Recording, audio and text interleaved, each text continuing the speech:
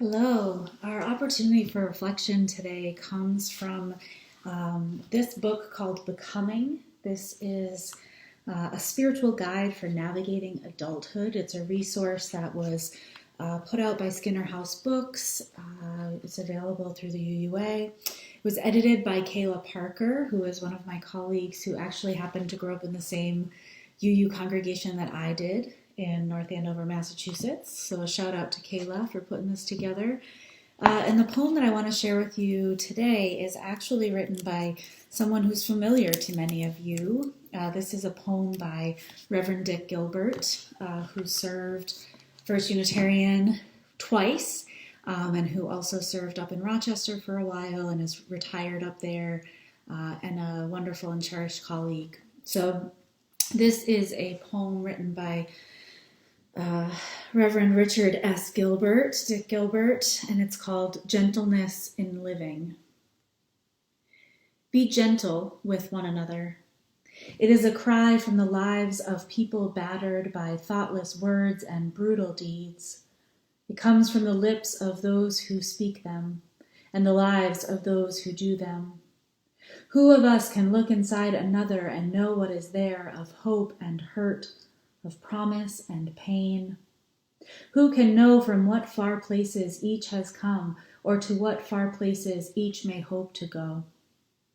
Our lives are like fragile eggs. They crack and the substance escapes.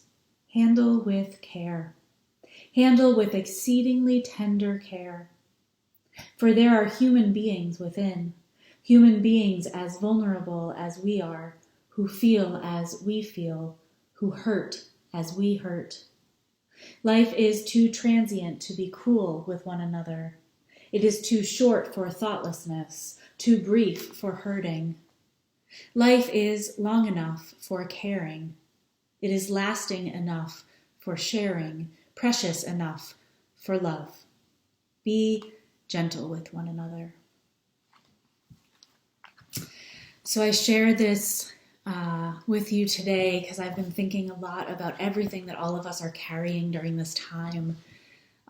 Things can feel pretty heavy right now. There's a lot of sadness, a lot of feelings of disappointment, of things being canceled.